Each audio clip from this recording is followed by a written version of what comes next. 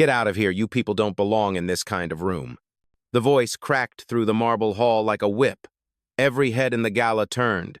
Crystal glasses paused mid-air, violins faltered, conversations froze. The woman who said it, Eleanor Whitmore, 80 years old, heir to one of America's oldest oil fortunes, stood trembling with outrage, her diamond earrings catching every flash of camera light. And across from her, in a red silk gown that cut through the pale sea of tuxedos and pearls, stood Amara Cole, the black CEO who had just been slapped in front of 200 of the richest people in the country. Before we go further, ask yourself something. If someone hit you in a room full of power and silence, would you fight back or make them choke on their own shame? Stay right here, because in the next few minutes, that question is about to answer itself. The sound of the slap still hung in the air like static. No one spoke. No one moved. The chandeliers above didn't glitter. They interrogated. The air smelled of champagne and fear. Cameras lifted hesitant, hungry. The Whitmore sons stood behind their mother, rigid in tuxedos, blue eyes darting between their guests and the woman they'd just insulted. Amara didn't touch her face. She didn't even blink. Her stillness was unbearable. It reminded people of discipline, of someone used to being watched and judged and still refusing to bend. The red gown flowed like liquid defiance, her posture steady, her eyes locked on Eleanor with the calm of a woman who owned more than money could measure.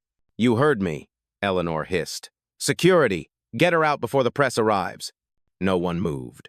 Even the violinist in the corner lowered his bow, uncertain. Guests began whispering. "Who is she? Did she crash the gala? Is she one of the staff?" Amara's voice came low and smooth. "You should be very sure about who you are asking to leave." Her tone wasn't angry. It was surgical, and that was what made people uneasy. One of the Whitmore grandsons laughed nervously, muttering, "She's bluffing. Nobody here knows her." But someone did. Near the back of the room, a man in a Navy suit, Jonas Hale, a tech investor, lowered his phone and whispered to his wife, "That's Amara Cole.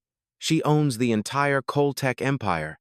She is the one funding the Whitmore expansion deal." The color drained from Eleanor's face, but pride held her jaw in place. Still, Amara did not move. Her calm was louder than any scream could be. The cameras stayed up. The whispers swelled. And under the glittering dome of the Whitmore Foundation Gala, a single truth began to bloom in every corner of the room. They had just slapped the woman who held their billion-dollar future in the palm of her hand. The chandeliers above still burned white and merciless. Their light did not warm the room. It exposed it. Every inch of the Whitmore Foundation Hall shimmered with wealth marble columns, gold-framed portraits, a string quartet frozen mid-note. The orchestra pit stood silent, bows half raised like a photograph caught between movements. It should have been a night of celebration, a $1 billion partnership signing between Whitmore Energy and Coltech Industries. Instead, it had turned into a public reckoning. Amara Cole remained still near the center of the floor, her red gown spilling over the polished marble like a streak of warning. The air around her felt charged, every breath amplified. People were no longer whispering for politeness. They were whispering because they were afraid of the sound of their own voices. One of the waiters shifted nervously, holding a silver tray heavy with untouched glasses of champagne. Each bubble rose and burst like a countdown. Across the room, Eleanor Whitmore's hand still trembled from the slap. Her face was a mixture of pride and panic, two forces warring behind layers of powder and pearls. To her right stood her son Richard, tall, silver-haired, his jaw locked. He had built his entire career on his mother's legacy, and now that legacy stood shaking before the very investor whose money kept it alive. Behind them, the Whitmore family's friends began to retreat toward the gallery walls, unsure whether to protect or distance themselves. Amara turned her head slightly, scanning the room. Her eyes met every face, executives, donors, journalists, and none of them could look back for long. Her stillness had weight. She did not shout, did not defend herself. She let the silence say everything. The echoes of the insult "you people don't belong here" still rang, crawling along the marble walls like smoke that refused to fade. At the far end, a woman in a golden dress lowered her phone, whispering to her husband, "Why is no one stopping this?" He replied softly, "Because she is the guest of honor." The realization began to ripple through the crowd. Eyes widened. A few people stepped back. Others stepped closer. The air changed temperature. What had been arrogance now felt like dread. A security guard appeared at the edge of the hall, his earpiece flashing. He looked between Eleanor and Amara, uncertain. Eleanor barked, "Remove her." But the guard hesitated. He knew the name Cole Tech. He knew the guest list. He also knew that removing the woman in red might cost him his career. His hand hovered near his radio, but he did not touch it. Amara finally moved. Just one step. The heel of her shoe clicked against the marble, sharp and deliberate. Every head turned. Her voice carried across the silence. "Does your mother speak for your entire family, Richard?" Richard flinched. "This is not the time or the place." "This is exactly the time," Amara replied, her tone even, "because this is your legacy, isn't it? The kind that smiles in public and insults in private." No one breathed. Even the cameras stopped shaking. A few guests began recording again quietly, phones angled behind clutch purses or wine glasses. From the mezzanine above, a journalist whispered into a recorder, "Conflict erupted tonight at the Whitmore Gala after what appears to be a racially charged confrontation involving major investors." The words "racially charged" echoed faintly as she repeated them into the device. Eleanor straightened, grasping for control. "Do not turn this into politics. It was a misunderstanding. She approached me uninvited." Amara's expression did not change. "Uninvited?" she repeated slowly. "Your family begged for this deal. You sent flowers. You sent drafts. You sent contracts." Her words cut through the room with surgical precision. People began to shift again, uncomfortable now not with her presence but with their own complicity. No one had stepped in. No one had said a word when the slap landed. That guilt now hung heavier than the chandeliers themselves. Near the press table, a young publicist whispered, "Should we stop recording?" Her colleague shook his head. "No, this is history." Eleanor tried to speak again, but the tremor in her voice betrayed her. "We have supported your kind." She stopped herself, too late. The damage was done. The words had slipped out like poison. A murmur spread through the crowd, sharp and rising. Someone gasped audibly. Amara inhaled once, slow and steady, as if she were absorbing the weight of the entire hall. Then she said quietly, "There it is, the truth behind every handshake." Ugh! The string quartet resumed playing by instinct, a trembling attempt to cover the tension. But the melody sounded hollow now, like apology wrapped in luxury. A waiter dropped a glass. It shattered near the buffet table. The sound broke the spell. Reporters lifted their phones higher. The security guard stepped back. And through it all, Amara stood in the same spot, her expression unreadable, her silence intact. Every person in that room now knew what they had just witnessed was bigger than one slap. It was a mirror, and it was still pointing directly at them. For a long moment, no one dared to move. The air itself seemed to hesitate, suspended between fear and fascination. Amara Cole stood at the center of it, the red of her gown glowing against the white marble floor like a living wound that refused to close. Somewhere beyond the chandeliers, cameras began to click again, cautious at first, then faster, like rain building into a storm. The entire room had shifted from denial to attention. On the far side of the hall, a man in a dark blue tuxedo whispered into his phone. "Find out who approved her invitation," he said sharply. His voice carried farther than he meant it to, Amara heard. So did everyone else. The implication landed heavy. She could not possibly have been invited on purpose. A murmur rippled through the crowd. The Whitmore's allies, men in white jackets, women with pearl necklaces that looked like armor, began whispering again, soft enough to seem polite, loud enough to sting. "She must have been a guest's +1. Maybe she works in tech support. I bet she came here to make a scene." Amara heard every word. She did not turn toward them, but her jaw tightened slightly, not in anger, but in recognition. She had heard these whispers before, at board meetings, at universities, at conferences where she was mistaken for the help instead of the keynote speaker. Every time, the same look. Every time, the same tone. And every time, she remembered her promise. Never shout, just win.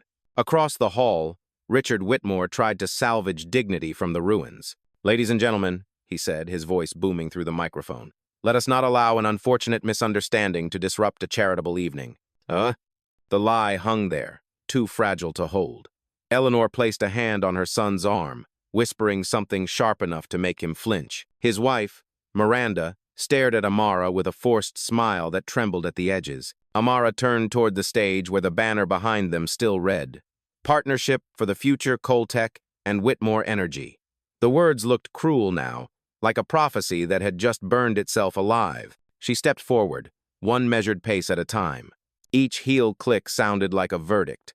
"A misunderstanding," she said quietly, her voice carrying effortlessly through the hushed room.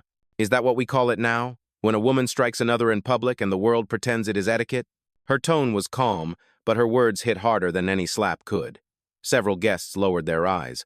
The journalist on the mezzanine started a fresh recording. Somewhere near the bar, a man whispered, "She is right." Another replied, "She is finished." Both spoke too soon. Amara faced Richard fully. "Tell me, Mr. Whitmore," she said, "would you still call it a misunderstanding if that hand had touched your daughter instead of me?" Gasps flickered through the crowd like sparks. Richard's mouth opened, but no sound came out. Eleanor looked as if she might faint, but pride forced her spine straight. "You are out of line," she said, her voice trembling. Amara's gaze was steady.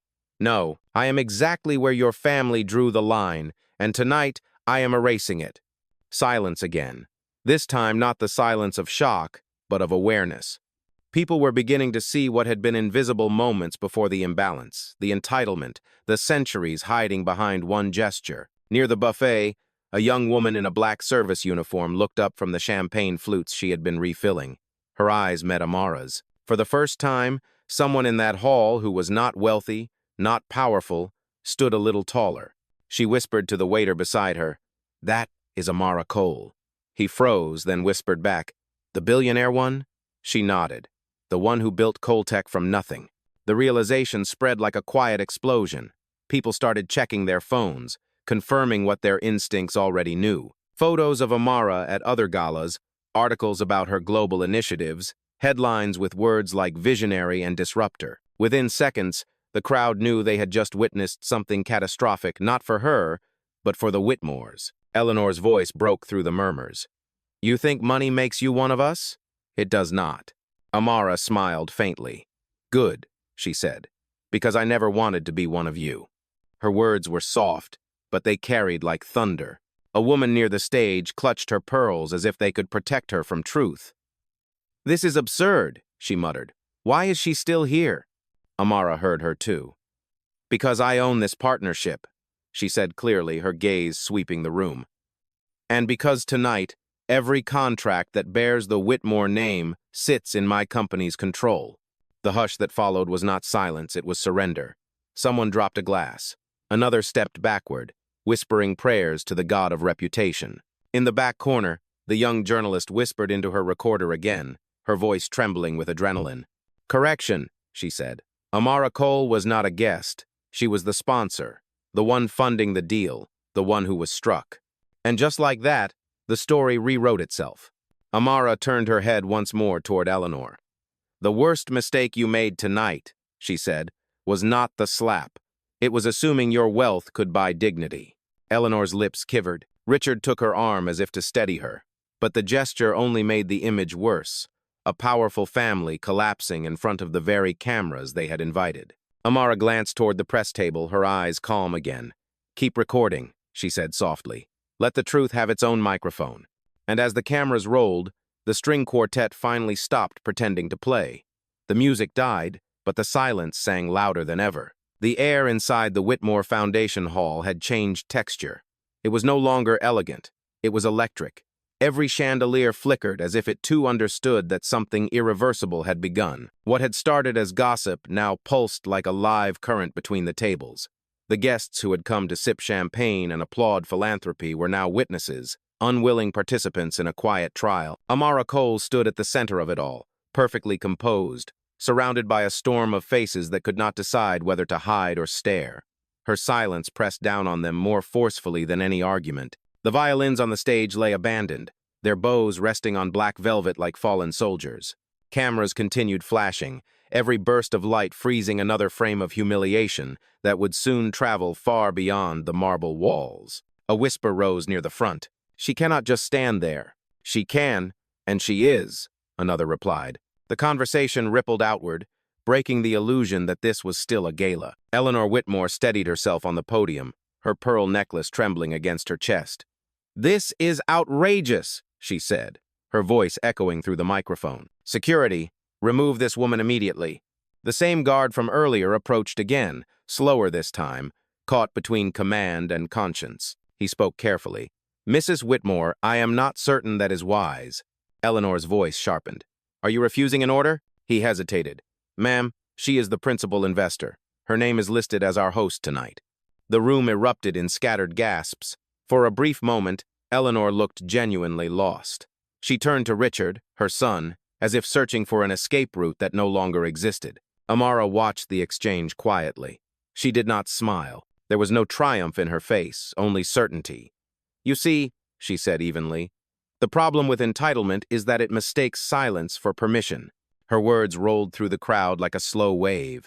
From the mezzanine, a journalist whispered into her phone again. "The atmosphere is collapsing.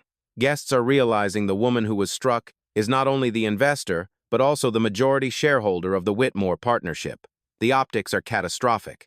At one of the side tables, a public relations director for the Whitmore Foundation began frantically typing on her phone, whispering into her earpiece. "We need to shut down all recording now." But it was too late. The story had already left the room. Richard stepped forward, forcing his voice into calm. "Miss Cole, please, let us settle this privately. We can issue a statement together." "Clarify what?" Amara interrupted, her tone surgical. "Clarify that your mother struck her partner in front of 200 witnesses? That your family's foundation, built on old money and older prejudice, still believes my presence is a threat?" Richard's mouth tightened. "You are twisting the story." "No," Amara replied. "You twisted history for generations. I am just straightening it." Her words landed with precision. The crowd felt it. A woman near the bar began to clap, a single sharp sound that startled even her. She stopped halfway, embarrassed, but the message lingered. People were no longer afraid of taking sides. Eleanor slammed her hand on the podium. "Enough! You have embarrassed yourself and this event. You are finished in this city." Amara tilted her head slightly, her voice cool. "Finished? Mrs. Whitmore, I build cities." That sentence stopped everything.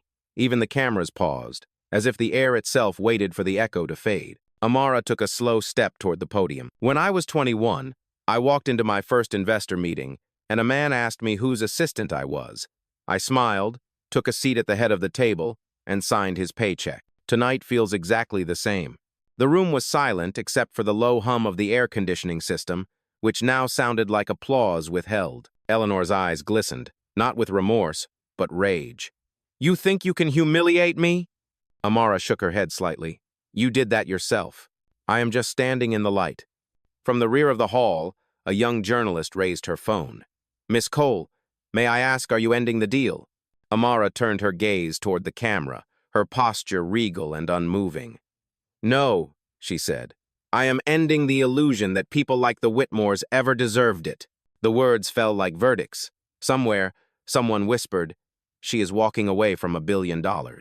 Amara heard it, but she did not respond. Instead, she looked back at Eleanor, her tone softening just enough to sting. This partnership was supposed to symbolize progress, but progress without respect is just decoration, and I do not decorate anyone's legacy.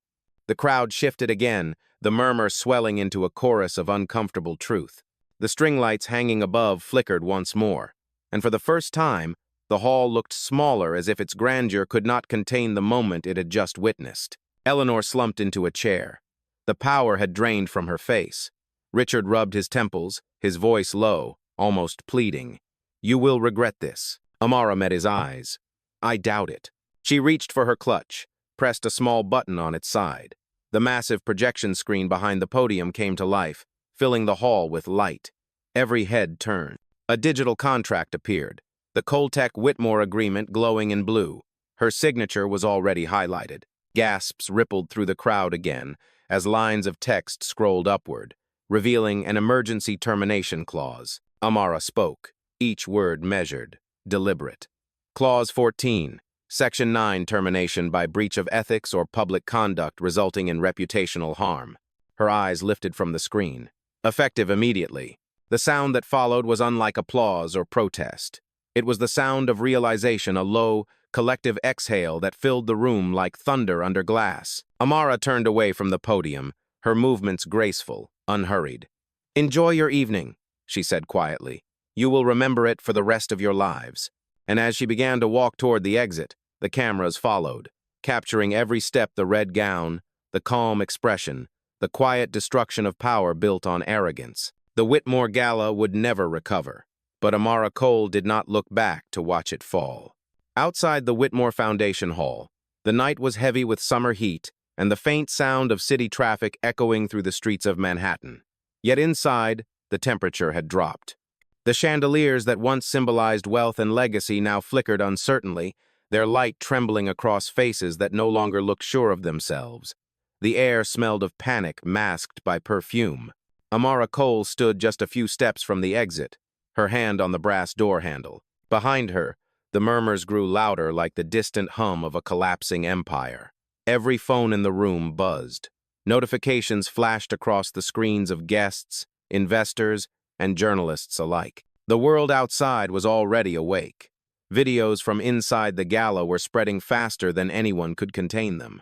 Black woman CEO slapped at charity gala appeared on live news tickers before the champagne on the tables had even gone warm. A security guard hurried toward her. "Miss Cole," he said softly, "there are reporters gathering outside." Amara turned her head slightly. "Of course there are." Her tone was calm, almost gentle, but her eyes were sharp as glass. Behind her, Richard Whitmore was arguing with two executives. "Call the board now! We can fix this if we move fast enough." His voice cracked under the weight of desperation.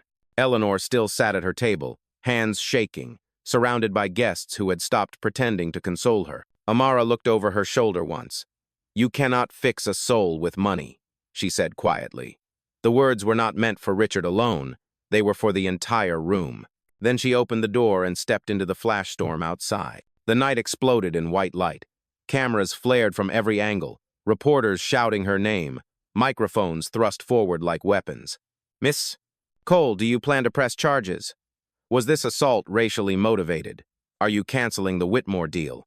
Amara raised a hand not to silence them, but to steady the chaos. "One question at a time," she said calmly. Her voice carried the same composure that had silenced an entire ballroom minutes earlier. "I will not discuss private legal matters," she continued, "but what happened inside that gala is exactly why change cannot be cosmetic. You cannot fund equality while practicing exclusion." A ripple of surprise moved through the reporters. The flashes slowed, then steadied again. She did not smile for the cameras. She looked directly into one lens and said, "Tonight was not about a slap. It was about a system that believes dignity is earned by skin tone. I am walking away from $1 billion because self-respect is worth more." The crowd gasped. One journalist whispered, "Did she just confirm the deal is off?" Another replied, "No, she did something bigger. She redefined it." The valet line stood frozen. Luxury cars gleamed under the streetlights, their engines silent. Drivers watched in stunned silence as Amara's words echoed against the stone walls of the building. Inside the hall, panic took full shape.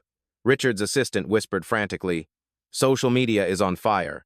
Every major outlet has picked it up." Richard rubbed his temples, his voice trembling. "Pull every clip we can find. Contact the crisis team. Offer an apology, something." Eleanor snapped, "We do not apologize to people like—" She stopped herself, but it was too late. The silence that followed was colder than winter. The few guests who remained began to edge toward the exits, unwilling to share her downfall. At the entrance, a young woman wearing a catering uniform watched through the half-open doors. Her name was Maya Fields, 22 years old, working her third job to pay for school.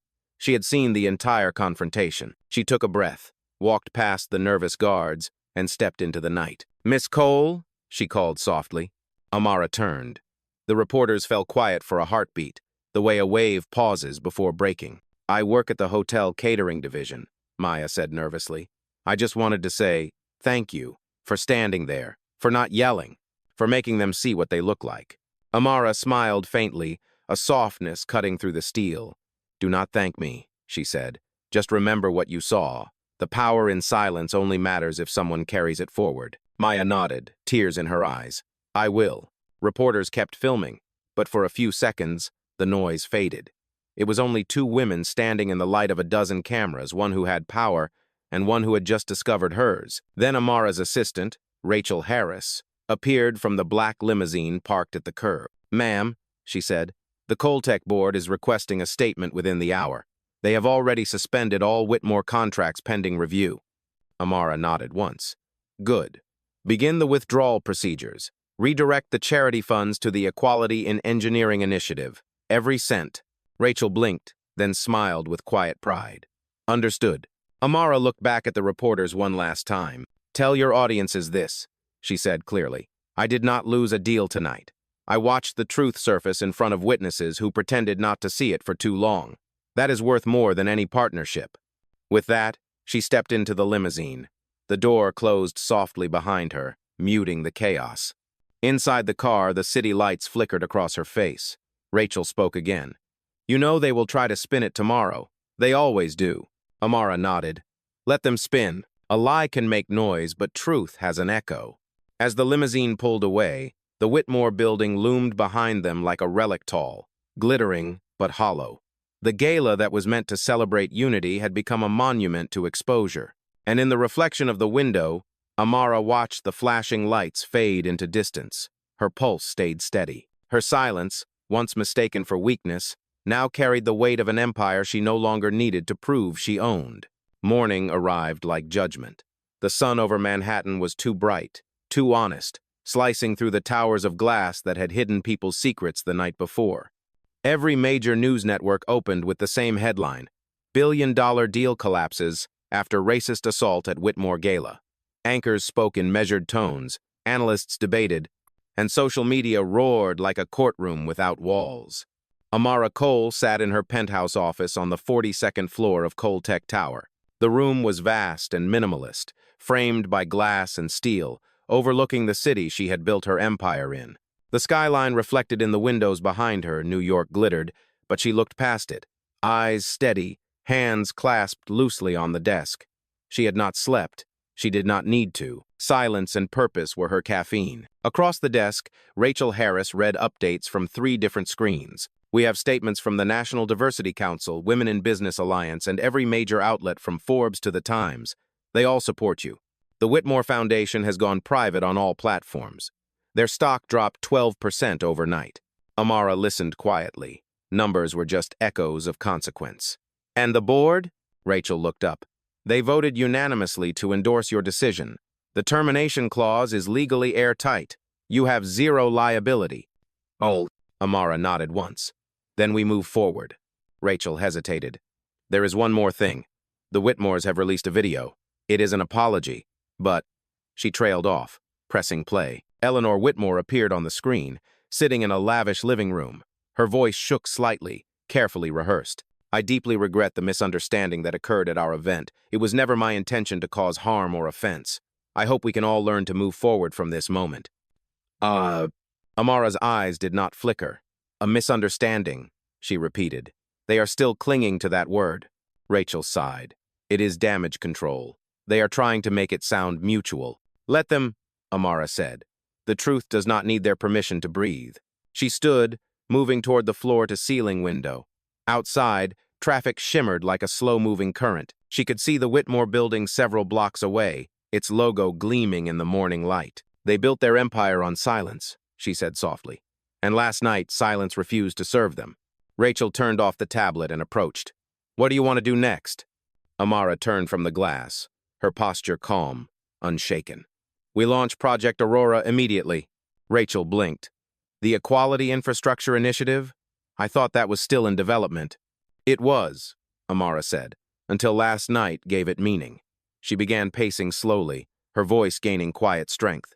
"For decades, they have profited from the illusion of inclusion, donating to causes while maintaining systems that exclude. We will not debate them. We will replace them. I want Coltech to fund scholarships, build leadership pipelines, create spaces where the next generation never has to beg for a seat at their own table." Rachel's expression softened. "That will make headlines again." "Good," Amara replied. "Let them see what power looks like when it builds instead of destroys." Her phone buzzed on the desk. The caller ID read Jonas Hale. She answered without turning back to the desk. Amara, Jonas began, his tone careful. I was at the gala last night. I saw everything. You handled it with more grace than any of us deserved to witness. Grace is not the goal, Jonas, Amara said. Accountability is. He paused. For what it is worth, the investment community is behind you. People are pulling out of Whitmore Energy in droves. You have changed the conversation. Oh, Amara's lips curved faintly. Then perhaps the conversation was waiting for someone to speak without raising their voice. After the call ended, Rachel said softly, They are calling you the calm storm, online. Amara raised an eyebrow. Let them call me whatever they need to understand what happened. Rachel smiled faintly. You know, last night when that woman hit you, most people would have reacted. You did not even flinch. Amara looked down for a moment, her voice quiet, almost reflective. I have been hit before. Not always by hands, sometimes by words, sometimes by silence. You learn to stop absorbing the pain and start observing it. That is when you become untouchable. Rachel nodded slowly. That line alone could headline every article. I did not say it for headlines, Amara replied. I said it for the young women watching who think they have to prove their humanity before they can lead. Outside the window, the clouds began to shift, sunlight spreading wider across the skyline. The city was moving again, but it felt different now, like it had witnessed something it could not unsee. Rachel's phone buzzed again. Ma'am, there is one more update. The Whitmores are calling for a private meeting. They want to apologize in person. Amara turned back toward her desk, her expression unreadable. Not yet, she said. Let them sit in the silence they created. It teaches more than any speech. She picked up her pen and signed a document on her desk, authorization for Project Aurora. The ink spread slowly, deliberate, permanent. Rachel glanced at the signature. So it begins. No, Amara said, sliding the folder across the desk. It continues. Down below, the morning light hit the Coltech logo etched into the tower's facade, illuminating the word coal in gold. For the first time, the city seemed to recognize what it stood for, not a brand, but a boundary that refused to break. And as Amara watched the reflection of her own silhouette merge with the skyline, her voice, steady and unshaken, carried through the quiet room. They wanted a spectacle, she said. Instead, they got a standard. The following evening, the city pulsed with a different kind of energy. Manhattan's skyline glittered like it had dressed for war, and the name Amara Cole flashed across every screen, from the billboards in Times Square to the scrolling tickers outside financial networks. What had begun as a scandal had evolved into something larger, a mirror reflecting the country's unspoken truths. Inside Coltech Tower, the headquarters had become the epicenter of a global conversation. Reporters filled the plaza outside, their voices colliding in waves of urgency. Inside the building, every conference room glowed with light. Executives whispered, strategists typed, and interns watched the news in silence, wide-eyed. Amara stood in the glass-walled boardroom on the top floor, surrounded by her leadership team. The panoramic view of the city behind her made her appear almost mythic, as if the skyline itself bowed toward her calm. On the table before her were printed reports, legal briefs, and an open laptop streaming the latest broadcast. A commentator's voice echoed through the room. The footage from the Whitmore Gala continues to dominate headlines. Experts are calling it the most defining corporate fallout of the decade. Meanwhile, Coltech CEO, Amara Cole, has announced a sweeping equality initiative called Project Aurora, signaling a shift from retribution to reconstruction. Rachel Harris stood beside her, tablet in hand. The response has been overwhelming, she said. 147 universities have already reached out about partnership opportunities. The Global Women's Business Alliance wants to feature you as their keynote speaker next month. And the Washington Herald just called you the most composed leader of the century. Amara did not react. She kept her eyes on the skyline. Composure is easy when the truth stands beside you, she said quietly. Across the table, Chief Legal Officer Marcus Reed leaned forward. We have also received a cease and desist letter from Whitmore Energy. They are accusing you of defamation and intentional sabotage of their reputation. Rachel scoffed. Their reputation sabotaged itself the moment their matriarch raised her hand. Amara turned her gaze to Marcus. File it, then file it away. I will not dignify arrogance with attention. Marcus nodded, though a flicker of admiration crossed his usually unreadable face. Another executive, Denise Walker, head of communications, cleared her throat. Ma'am, there is also pressure from investors. They are supportive now, but they want to know your long-term strategy. Are you planning to replace the Whitmore deal with a new partnership? Amara's response came slowly, deliberately. We will not replace it. We will reimagine it. The partnership we lost was transactional. The one we build next will be transformational. The room fell silent. The only sound was the low hum of the city far below. Rachel finally broke the pause. I have to ask, she said carefully, how do you stay so calm through all of this? Every camera in the world is pointed at you right now. Amara's eyes softened. Because I learned long ago that panic is a language the powerful use to keep others quiet. Calm, on the other hand, is fluency and control. The boardroom remained still. Every word she spoke seemed to settle the air itself. A moment later, the door opened. A young intern hurried in, clutching a tablet. Miss Cole, he said, breathless, you need to see this. He placed the screen on the table. It showed a live social feed, thousands of clips, comments, and hashtags under one banner. Number, We Stand with Amara. Each video was different: a black lawyer in Chicago, a Latina engineer in Austin, an Asian-American entrepreneur in San Francisco, a white ally in Boston, each telling their own story of being doubted, dismissed, or disrespected, and how Amara's silence at that gala had given them courage. Amara watched the clips without speaking. Her reflection shimmered on the glass wall behind her, overlaid with their faces. Do you see what this is? She said finally. Rachel nodded. It is bigger than a scandal now. No, Amara said, her tone even. It is bigger than me. It is a reckoning. Down on the street, a crowd had begun to form outside the Coltech building. Not protesters, supporters. Some held signs that read, Dignity is power. Others simply stood quietly, watching the top floors, hoping to catch a glimpse of the woman who had turned humiliation into history. Amara walked closer to the window, watching the people gather below. The reflection of the crowd mixed with the stars above the skyline, blurring into something timeless. They are not cheering for a headline, she said softly.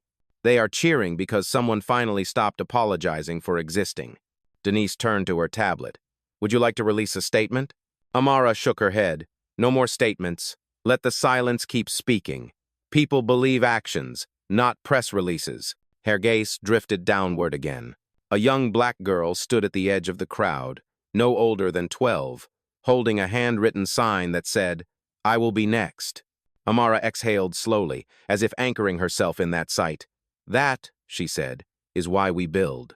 The room fell silent again, reverent almost.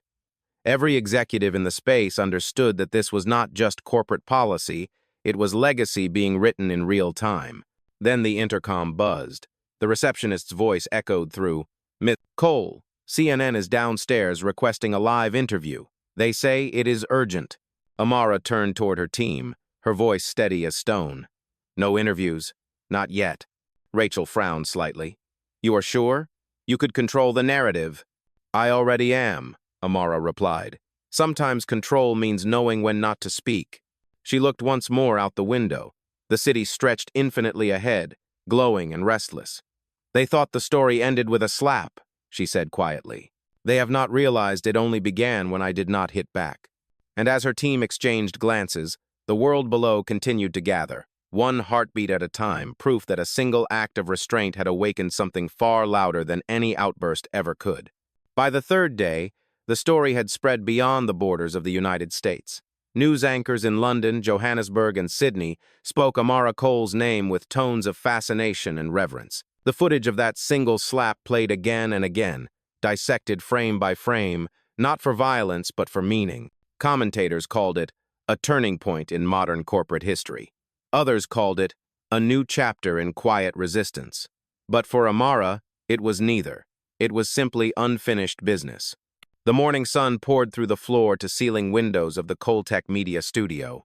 Inside, cameras, lighting rigs, and a small crew prepared for the company's official broadcast, Project Aurora's global announcement. The air was focused, humming with anticipation. Amara entered without fanfare. She wore a dark gray suit, sharp and simple, her hair drawn back neatly, her expression composed. Every movement seemed to carry intention. When she stepped onto the stage, the hum of conversation faded. Even before the cameras rolled, the room listened. Rachel Harris stood near the monitors, coordinating the feed. "We are live in 5, she said. "All major outlets are tuned in. You are reaching 63 countries simultaneously." Amara nodded once. "Good. Then let us make it worth their attention." The countdown began. 3, 2, 1. The red light on the camera blinked. Amara looked straight into the lens, her voice calm but resonant. "Good morning. My name is Amara Cole, and I am the founder and chief executive officer of Cole Tech Industries. 3 nights ago, an incident occurred that revealed something old, something that has lived quietly in the corners of our institutions. It is called assumption, the assumption of who belongs, who leads, and who is allowed to exist without explanation." Her tone was steady, her eyes unwavering. "For years, I have believed that change is not built through outrage but through infrastructure. So today, I am announcing the immediate launch of Project Aurora, a 5-year, multi-billion-dollar initiative to fund innovation, leadership, and ownership for underrepresented communities across the world. We will invest in education, technology, and policy change, not as charity, but as correction." Cameras zoomed in. The world watched. "Coltech will commit 5% of our annual revenue to this project," she continued. "And we invite every corporation that claims to value equality to match it. Words do not build futures, resources do." In the control room, Rachel whispered to the technician, "That line. Mark that line. It is going to live forever." Amara's gaze softened slightly as she continued. "I am not angry. I am not vengeful. I am simply aware that power without principle is poverty. What happened at the Whitmore Gala was not unique. It was a mirror, and the world saw itself in it. Now it is time to decide what we want to look like when the mirror returns tomorrow." For a moment, she paused. Silence filled the space again, but it was not empty. It was heavy, thoughtful, deliberate. Then she concluded, "The world is watching, so let us give it something worth watching." The red light blinked off. The broadcast ended. The room remained frozen for several seconds before the crew exhaled collectively. Rachel hurried to her, smiling in quiet awe. "That was flawless," she said. "You did not even look at your notes." "I was not speaking to the camera," Amara replied. "I was speaking to memory." Rachel frowned softly. "Memory?" Amara nodded. "Every person who has ever been told they did not belong has been carrying a memory they could not share. I just gave it a microphone." Moments later, the first reactions began to pour in. Screens across the studio lit up with notifications. Major networks replayed the speech within minutes. Hashtags multiplied number Project Aurora, number Amara Cole, number Rebuild Right. Celebrities reposted clips. Politicians quoted her words in real time. And in classrooms across the country, teachers played the speech for students who had never before seen a corporate leader who looked like them speak with such measured conviction. Outside the building, the crowd that had gathered for days erupted in cheers. A sea of signs waved beneath the bright sky. "Dignity is power. Build, not beg. We belong here." Rachel glanced through the glass wall toward the plaza below. "You realize," she said quietly, "you just started a movement." Amara remained calm. "Movements are made of many voices," she said. "I just made space for them." Then her phone vibrated on the table. She looked at the screen.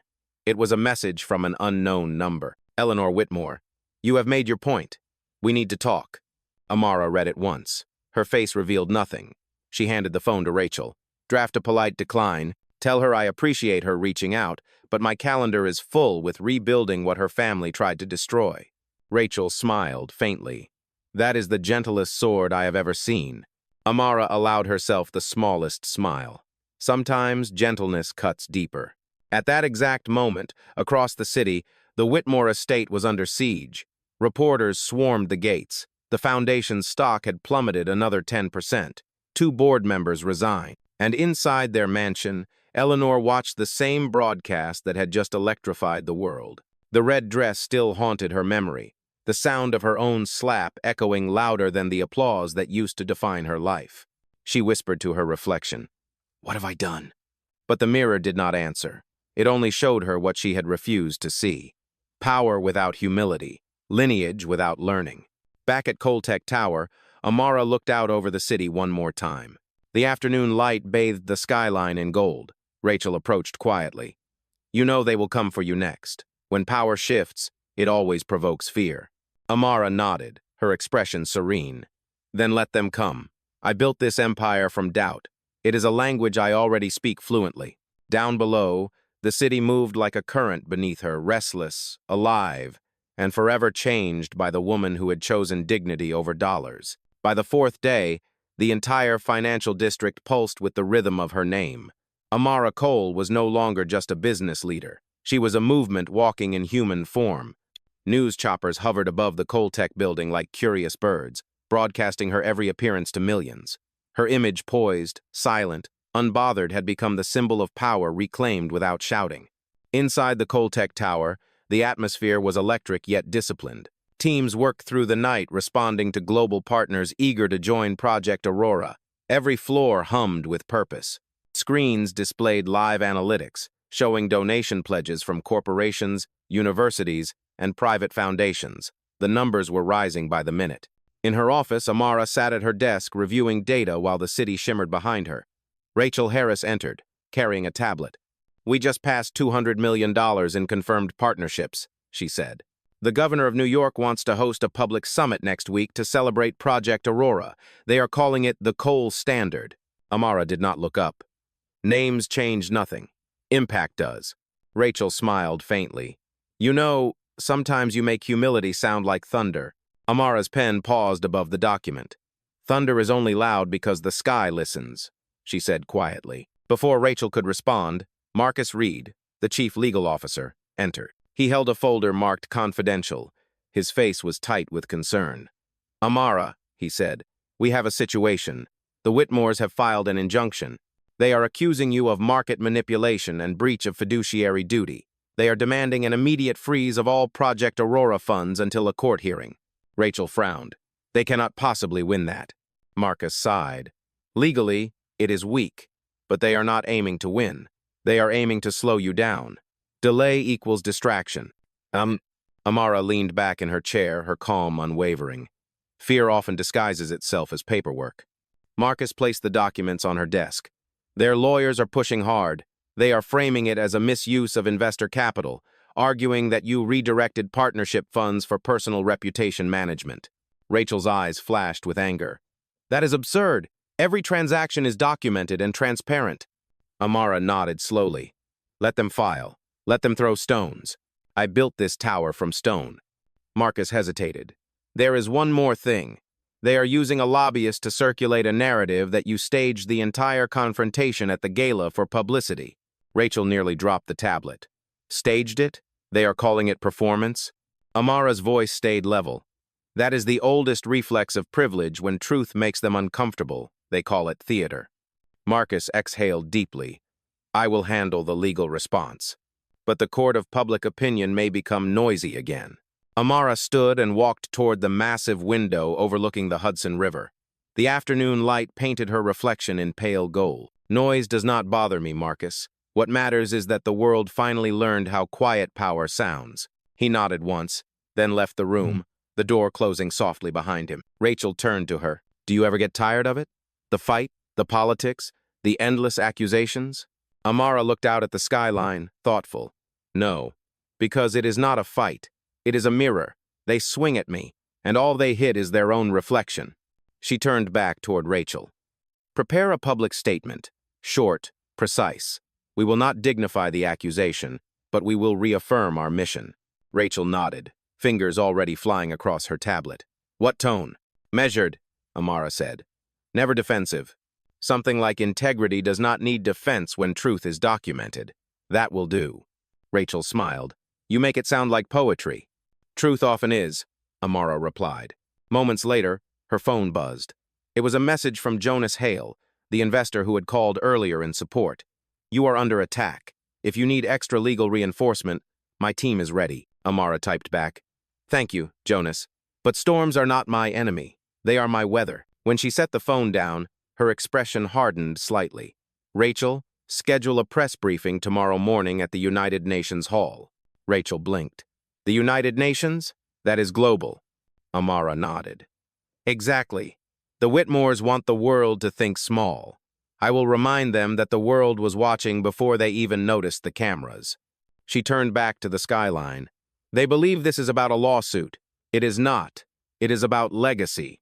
They are afraid because I turned their private arrogance into public accountability. Rachel closed her tablet, stepping closer. You know they are going to dig into everything, your past, your family, your education, even your childhood. Amara's gaze stayed on the horizon.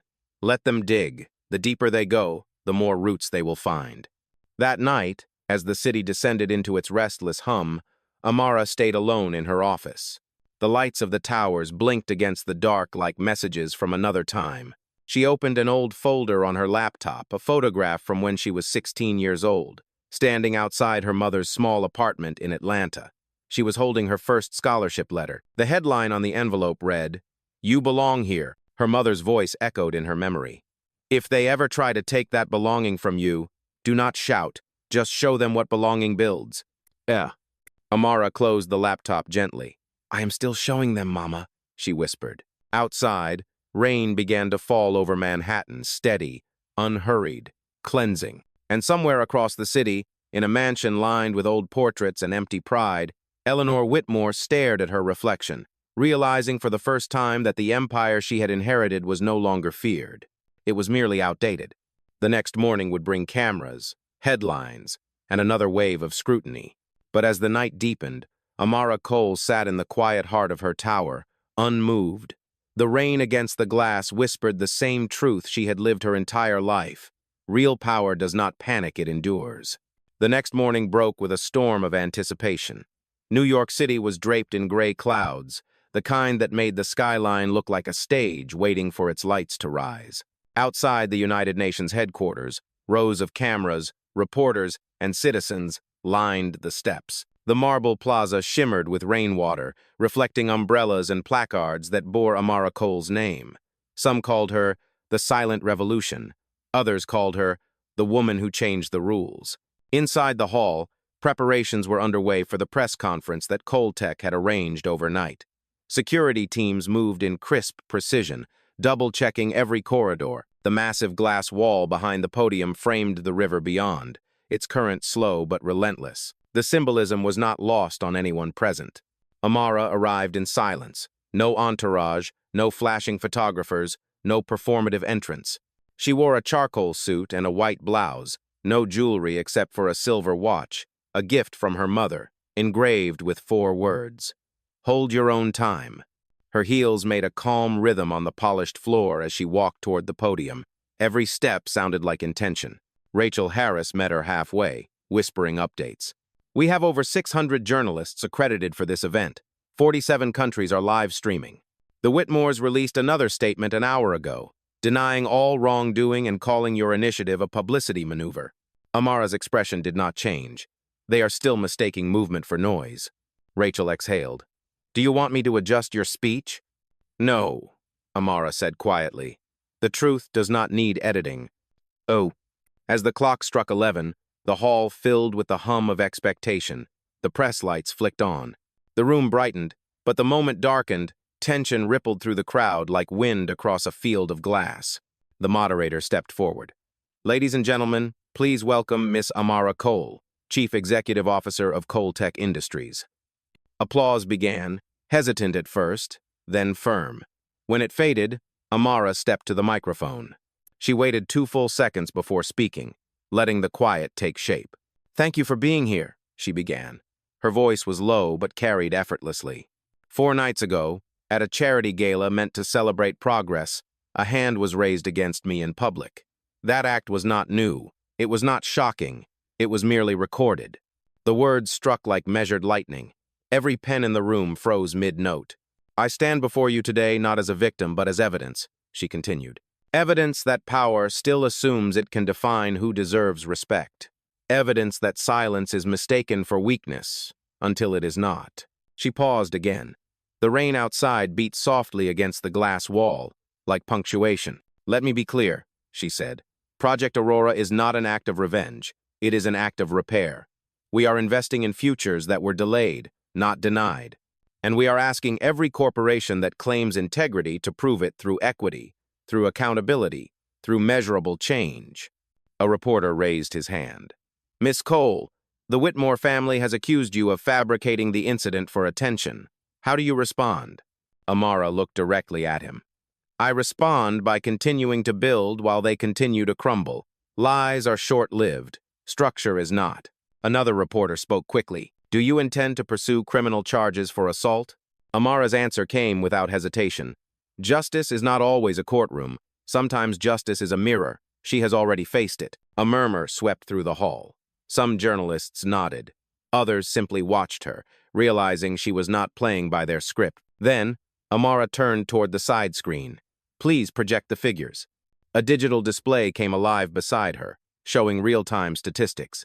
In the 4 days since Project Aurora was announced, she said, we have received 286 corporate commitments, 47 university pledges, and 120 community partnerships. Over $800 million in combined funding will go directly toward education, technology, and leadership development for those who have historically been left out. Cameras flashed wildly. The hall filled with the sound of keys clicking and hearts shifting, Amara continued. The Whitmore Foundation once said their empire stood for legacy, but legacy without conscience is rot. We are not tearing down institutions. We are teaching them how to stand without arrogance. Rachel watched from the side, her hands clasped. She could see what the world was seeing, a leader who had turned humiliation into blueprint. Amara's voice softened. I have been asked why I did not retaliate that night. The answer is simple, because my dignity was never in question. Theirs was, I have nothing to prove. I only have work to continue. The room erupted in applause, not polite applause, the kind that breaks formality and turns into something human. People stood. Some clapped, others wiped tears discreetly.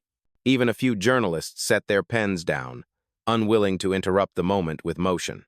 When the sound quieted again, Amara leaned slightly closer to the microphone. To every young person watching, remember this. They can take your invitation, your credit, even your seat, but they cannot take your presence. That is something you carry inside, and it is the loudest thing in any room. Her words hung in the air like a promise carved in light. She stepped back from the podium as reporters shouted questions, but she did not answer. Rachel approached as security guided her toward the side exit. That was monumental, Rachel whispered. Amara looked ahead, her expression serene. Monuments do not move. People do. Make sure they keep moving. As she exited the hall, the rain outside had stopped. The clouds began to lift, sunlight spilling across the plaza where supporters waited. The crowd erupted when they saw her, chanting her name not like a celebrity but like a symbol. Amara raised her hand not to wave but to acknowledge, a gesture of presence, not performance. And as she walked through the crowd, the sound of cameras, cheers, and footsteps merged into a single rhythm, a heartbeat that belonged not just to her, but to every person who had ever been told they did not belong. The Whitmores were watching from their estate as the broadcast aired. Eleanor stared at the screen, her face pale, her empire unraveling in the reflection. For the first time, she realized the slap had not silenced anyone. It had awakened everyone. That evening, New York felt eerily quiet, the kind of quiet that follows thunder. The rain had cleared, leaving the streets slick and glowing under streetlights. From the top floor of Coltech Tower, Amara Cole stood alone in her office, looking out at the city she had just shaken to its core. The United Nations speech was being replayed across every major network. Every word, every pause, every look had been dissected and analyzed. But Amara was not watching the coverage. She did not need to. She had lived it. Her assistant, Rachel Harris, entered quietly with 2 cups of black coffee. She placed one on the desk. You have not eaten all day, she said softly. Amara smiled faintly. Caffeine is its own meal tonight. Rachel hesitated. You have been quiet since the speech. Everyone is calling it historic, but you look still, Amara finished. That is how I work. I speak, and then I listen to what the world echoes back. Rachel nodded slowly. The echoes are loud. Investors are rallying behind you. The United Nations Committee has requested a partnership meeting for Project Aurora and social media. Well, it is chaos, but in the best way. Amara turned from the window. Chaos can be productive when it has direction. Rachel handed her a tablet. There is one message I think you should see. On the screen was a video from a young woman in Johannesburg. Her voice trembled. but her eyes burned bright. "Miss Cole, I watched your speech. I am 19 years old and studying computer science. My teacher told me women from my neighborhood do not belong in tech. Yesterday, I wanted to quit. Today, I applied for a scholarship. Thank you for giving silence a voice." Amara's eyes softened. She placed the tablet down gently. "That," she said, "is the real dividend." Rachel smiled. "You inspire half the world, and you still sound like you are reading a quarterly report." "Metrics matter," Amara replied lightly. "Impact deserves measurement." Before Rachel could respond, the intercom buzzed. "Miss Cole, there is someone downstairs insisting on speaking with you. He will not leave until you do." Amara frowned slightly. "Who?" The guard's voice came through, uncertain. "He says his name is Richard Whitmore." Rachel froze. "You cannot be serious." Amara's expression did not change. "Send him up." Within minutes, the elevator doors opened with a soft chime. Richard Whitmore stepped out, his posture rigid but his face drawn and pale. Gone was the arrogance from the gala. He looked smaller somehow, the weight of scandal pressing into every line on his face. "Miss Cole," he began, his voice low, "thank you for agreeing to see me." "I did not agree," Amara replied calmly. "You arrived." He nodded, accepting the truth in her tone. "You have every reason to refuse this meeting, but I need to say something." Amara gestured toward the seat across from her desk. "Then say it." Richard sat down, folding his hands.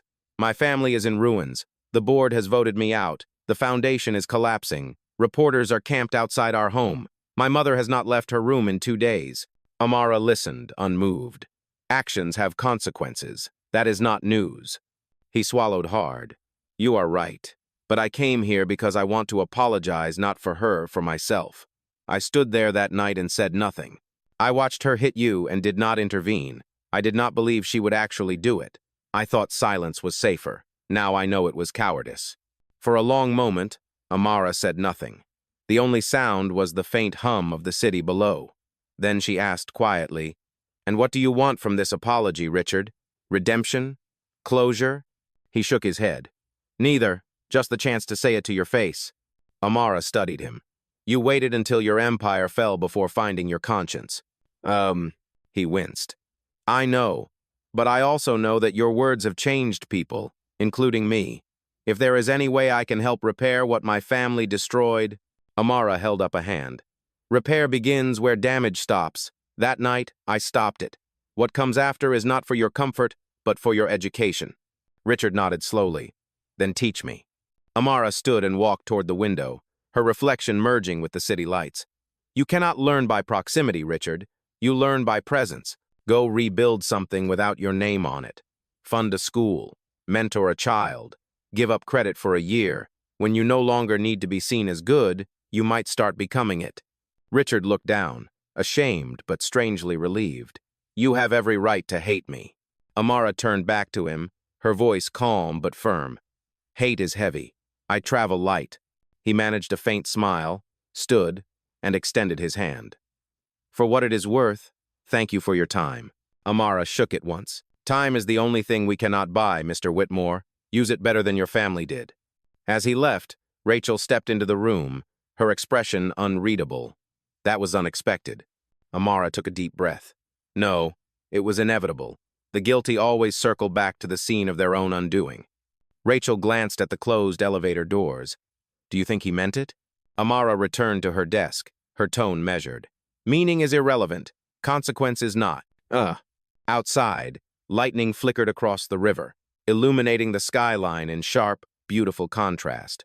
Amara stood in its glow, her silhouette carved against the glass like an emblem. Rachel spoke softly. "You know, silence used to scare people. Now it follows you like authority." Amara smiled faintly. "Silence never changed.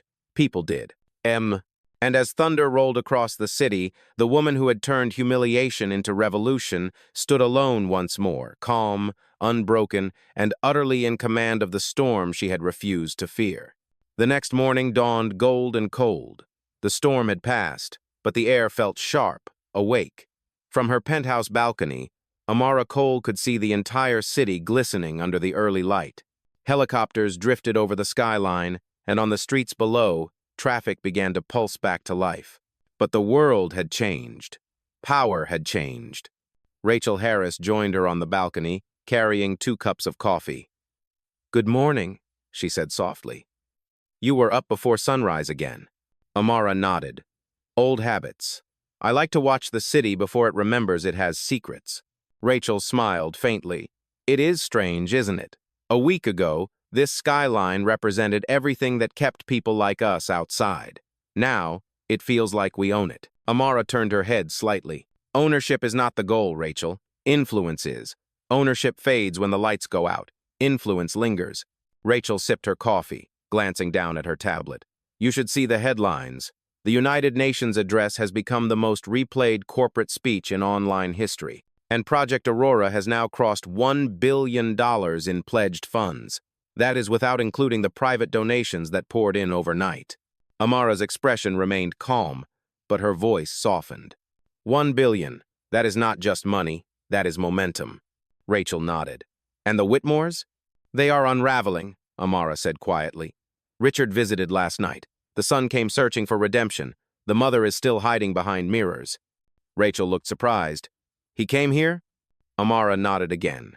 Guilt travels faster than news. Before Rachel could respond, the balcony door slid open. Marcus Reed, the chief legal officer, stepped out. His usual composure had cracks this morning. "We have an issue," he said without preamble. "It is serious." Amara turned fully. "Go on." Marcus handed her a folder, the paper still warm from the printer. "Anonymous whistleblowers have leaked documents suggesting the Whitmore Foundation used shell companies to funnel charity funds into private real estate holdings. It is money laundering on a global scale." Rachel's eyes widened. "You are saying—" Marcus nodded grimly. "If this is true, the scandal will destroy what little is left of their legacy. The government will launch a formal investigation within 48 hours. Amara opened the folder and read in silence. Dozens of pages, bank transfers, false invoices, offshore accounts, it was all there. Cold, meticulous deceit dressed as philanthropy. Rachel's voice trembled. "Should we release it to the press? The world deserves to know." Amara closed the folder. "No, not yet." Marcus frowned. "Why wait? This would bury them." Amara's gaze was steady. "Burial is easy. Lessons are not. If we reveal this now, it will be vengeance, not justice. Let the institutions do their work. I will not give them the satisfaction of calling this personal." Marcus hesitated, then nodded. "Understood. I will keep the documents secured until you give the order." As he left, Rachel looked at her. "You could end them in a single day. Why hold back?" Amara exhaled slowly, her eyes returning to the horizon. "Because when you destroy someone too quickly, they do not learn, they simply disappear. I would rather let them live long enough to understand why they fell." Rachel studied her for a moment. "You are terrifying when you are merciful." Amara gave a faint smile. "Mercy is not softness. It is control." Her phone buzzed, then a private message. She picked it up. The screen displayed 2 words, "Help me." The sender's name made her pause, Eleanor Whitmore. Rachel saw her expression shift slightly. "What is it?" Amara handed her the phone. Rachel read the message aloud, stunned. "She reached out to you?" "Yes," Amara said. Desperation changes tone. Rachel frowned. "Are you going to respond?" Amara's voice was calm but distant. "Not yet. People like Eleanor only understand silence when it starts costing them everything." The morning unfolded with new headlines. News networks buzzed about the investigation rumors. Financial analysts debated the fall of old money. Activists praised Amara's poise while condemning the Whitmore's arrogance. The world had chosen its sides, but Amara did not care for sides. She cared for structure. Later that afternoon, she met with her Project Aurora leadership team in the glass atrium of Coltech Tower. The space was alive with light and movement architects, educators, engineers, and economists gathered to shape the initiative's first wave of projects. Amara stood at the head of the table. "We will prioritize 10 regions," she said, "one for each continent, where inequity has been normalized into architecture. Build technology incubators, fund leadership academies, and hire local talent to run them. Aurora is not charity, it is infrastructure for equity." Her words cut through the air with clarity. Heads nodded. Notes were taken. Even seasoned executives felt like students in her presence. Rachel whispered to Marcus, "Do you ever wonder if she sleeps?" Marcus replied, I think she replaces sleep with purpose.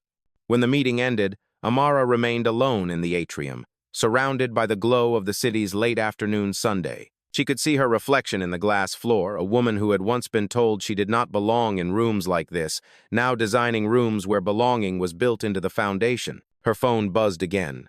Another message from Eleanor. You win. Please, I need to speak to you. Amara typed slowly, each word deliberate. This was never about winning, it was about seeing. You should start there. She placed the phone face down and let the silence settle once more. Outside, the city pulsed beneath her, a living monument to resilience and reckoning. Somewhere in that same city, Eleanor Whitmore sat in her mansion surrounded by reporters, letters, and ghosts of her own making. And though miles apart, both women understood the same truth that day. One had lost power because she never respected it, and the other had gained it because she never needed to prove it. As the sun dipped below the skyline, Amara whispered to herself, Justice does not rush. It arrives when silence is ready. The following day, New York City awoke beneath a storm of headlines. Every newspaper, every broadcast, every social platform carried the same breaking story. Government launches criminal investigation into Whitmore Foundation's financial misconduct. The morning news anchors spoke in grave tones as the images flashed across the screen, agents entering the Whitmore estate, boxes of files being carried out, Eleanor Whitmore's silhouette framed by the mansion's iron gates. The empire that had once symbolized old American wealth was collapsing in full daylight. From her office in Coltech Tower, Amara Cole watched the broadcast in silence. She did not smile. There was no triumph in her expression, only measured quiet. The city outside glimmered with reflection, steel, glass, consequence. Rachel Harris entered, holding a tablet and a newspaper folded under her arm. They are finished, she said softly. The Department of Justice confirmed an official indictment. Fraud, tax evasion, wire transfer violations. The list reads like a confession. Amara's gaze remained fixed on the screen. Every fall looks inevitable in hindsight. Rachel set the newspaper down. Do you want to make a statement? The press is waiting. They are practically begging for your reaction. Amara shook her head. No, let the silence speak. The louder they fall, the quieter I will be. Rachel nodded slowly. You know, most people would call this poetic justice. Justice is not poetry, Amara said. It is arithmetic. The numbers always balance eventually. She turned away from the screen and walked toward the window. The view from the top floor was wide enough to see the Hudson River cutting through the city, a constant, unbothered force. Prepare the next Aurora board meeting, she said. We are ahead of schedule, and momentum must not turn into spectacle. Rachel hesitated. There is something else, she said quietly. Eleanor Whitmore has requested an in-person meeting again, through her lawyer this time. Amara did not turn. Did you answer? I said I would ask. Oh, then you have asked, Amara replied. And the answer is no. Rachel frowned. Do you think she wants to apologize? Amara's voice was calm, almost reflective. Perhaps, but apologies after exposure are not confessions.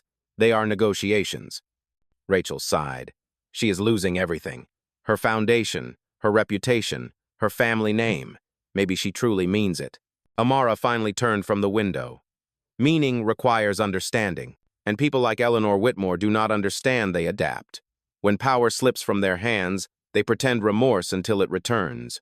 I will not give her that performance. Rachel nodded, accepting the decision. Understood.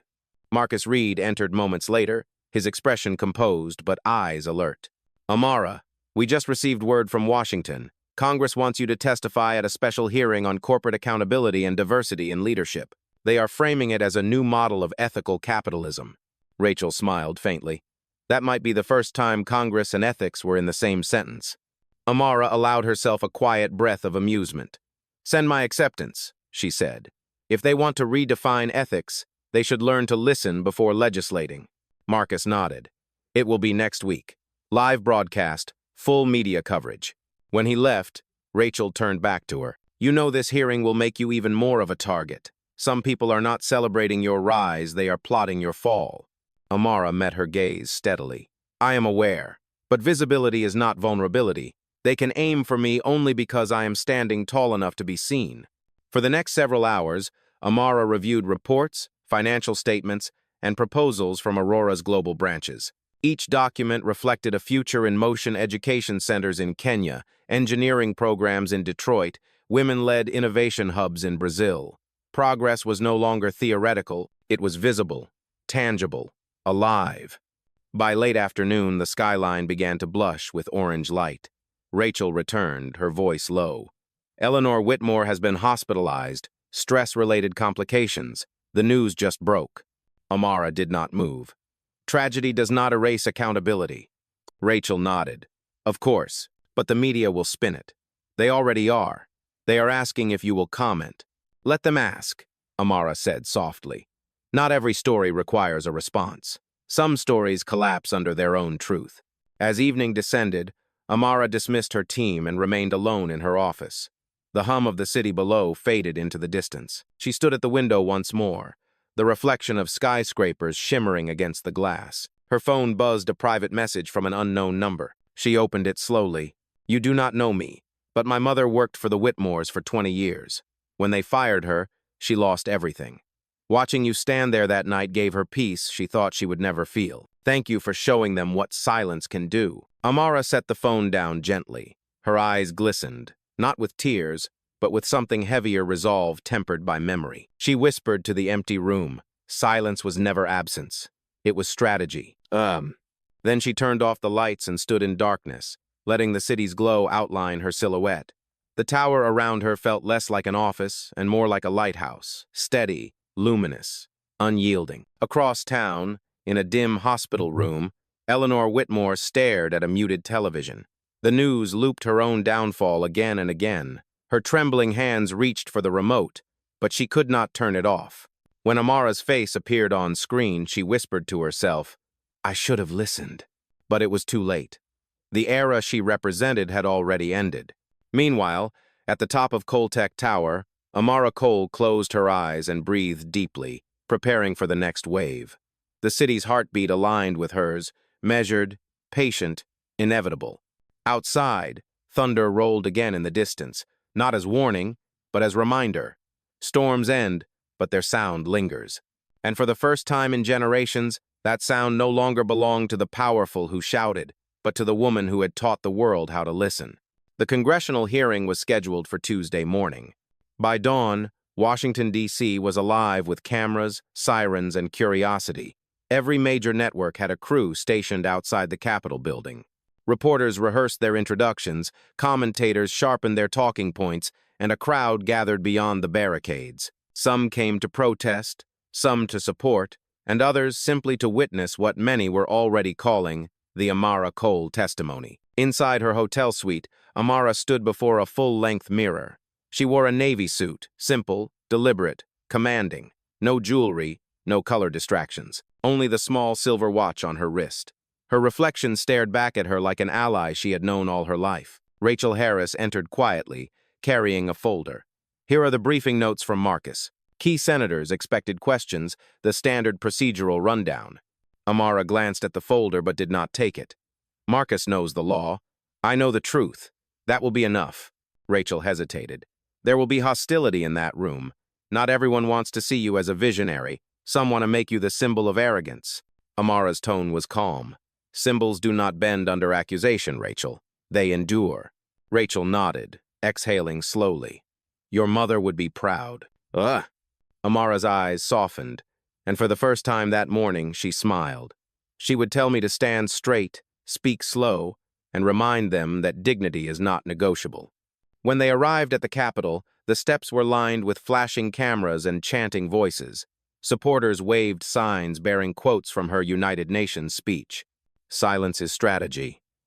Integrity is power. Rebuild, not react. The chants echoed through the marble pillars as Amara and Rachel walked side by side toward the entrance. Inside, the hearing room was vast and cold. Mahogany desks, microphones, the American flag standing sentinel behind the dais. The committee members sat in two long rows, some polite, some already sharpening their questions. The chairwoman, Senator Linda Marks, struck her gavel sharply. This session of the Committee on Corporate Ethics and Equity is now in order. Miss Cole, please take your seat. Amara sat, posture poised, hands folded. The murmurs in the audience faded. Senator Marks began. Miss Cole, your leadership of Coltech and the creation of Project Aurora have drawn both acclaim and controversy. We are here to discuss corporate responsibility, diversity, and the ethical balance of influence. You have 10 minutes for an opening statement. Amara leaned forward slightly. Thank you, Senator Marks. 10 minutes is not long enough to rewrite history, but it is long enough to correct perception.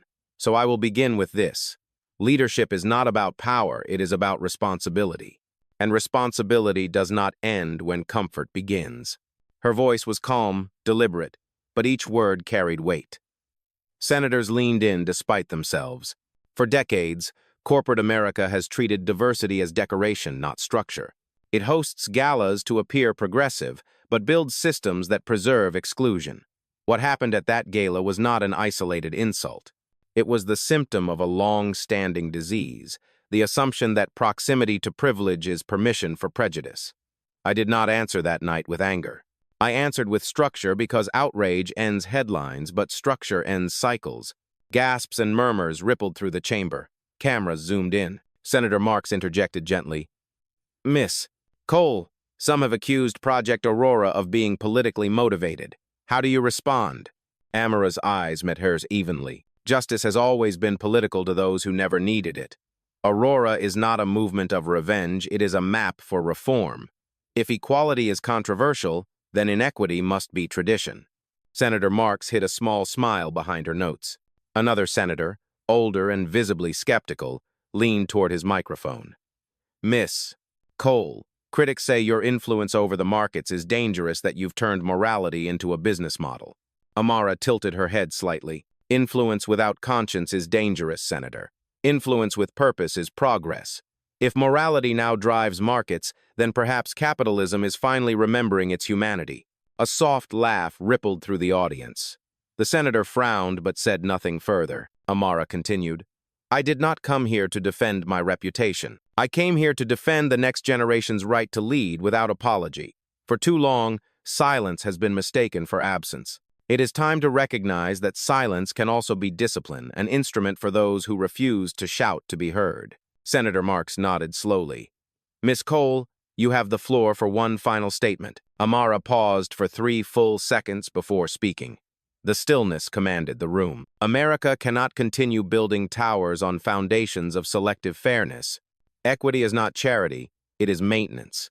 Every structure that excludes people for looking different eventually collapses under the weight of its own blindness.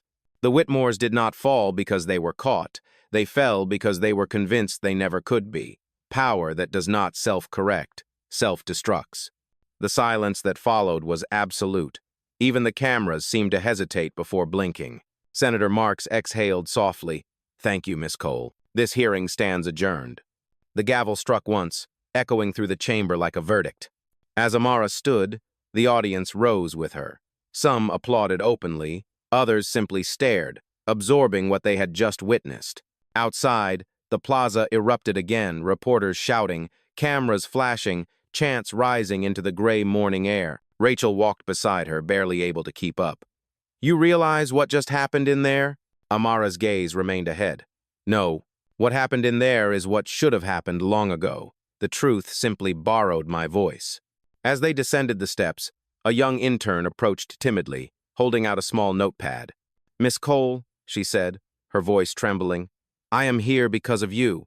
My mother was at that gala. She worked catering. She told me to tell you thank you. Amara smiled gently and signed the notepad. Tell her she did not serve them. She served history. When she reached the waiting car, Amara paused for one final look at the Capitol dome rising against the stormy sky. They built this city on words, she said quietly to Rachel. Now it will have to live up to them. The car door closed, and as it pulled away, the chants of the crowd followed her down the avenue, steady, powerful, unafraid. For the first time, silence was no longer just her weapon. It had become her legacy. That night, the capital city did not sleep. The hearing had become the headline in every major publication around the world. The New York Times called it the Quiet Revolution. The Guardian called it the redefinition of power. Every outlet played the same footage again and again, Amara Cole seated beneath the Great Seal of the United States, speaking with the calm of someone who had outgrown fear. Inside her hotel suite, the air was dim, the curtains half drawn. The city lights blinked against the window like restless thoughts. Amara stood barefoot near the glass, still wearing her suit jacket, her hair slightly loosened from the long day. Rachel Harris sat on the couch, surrounded by tablets, messages, and ringing phones. Every news outlet wants a post-hearing interview, Rachel said. CNN, NBC, BBC, Al Jazeera. Even Vogue is asking for a feature about leadership and style. You've officially become more than a CEO. You're a phenomenon. Amara did not turn. Phenomena fade. Principles last. Rachel looked up, smiling tiredly. You always find a way to sound like scripture when you're exhausted. I am not exhausted, Amara said softly. I am calculating. Rachel tilted her head. Calculating what? The cost of impact. Every movement that gains power attracts those who wish to dilute it. The question is not whether they will come, it is when. As if on cue, her phone buzzed on the table. A new message appeared on the screen from an unknown number. They will use your calm against you. Be ready. No signature. No source. Rachel frowned. That is unsettling. Do you want me to trace it? Amara shook her head. No. Let them whisper. The louder they plot, the clearer they reveal themselves. She walked to the desk, where a single framed photo rested beside her laptop, a picture of her mother standing in front of the small Atlanta apartment where Amara grew up. The edges of the photo were worn. When I was 13, she said quietly. My mother told me that silence was not absence. It was preparation. I never understood it until now. Rachel closed the tablets and leaned back. You have earned the right to rest, Amara. The Whitmores are under investigation. Project Aurora is thriving, and half the country is quoting your testimony like gospel. You can take one night off. Amara turned from the window, her expression unreadable. Justice does not rest, Rachel. It evolves. At that moment, the television behind them flickered on automatically, a breaking news alert. The screen filled with the face of a news anchor, voice urgent. We interrupt this program with new developments in the Whitmore investigation. Anonymous sources claim that former Whitmore Foundation employees are alleging that Coltech leveraged insider information to accelerate Project Aurora's funding timeline. Government regulators have not confirmed or denied the allegations, but markets are reacting sharply. Rachel sat upright. What? That's impossible. Amara's eyes narrowed slightly, but her face remained still. And predictable. When the system cannot outthink you, it will try to outstain you. Rachel's hands flew across the tablet screen. Social media is going wild.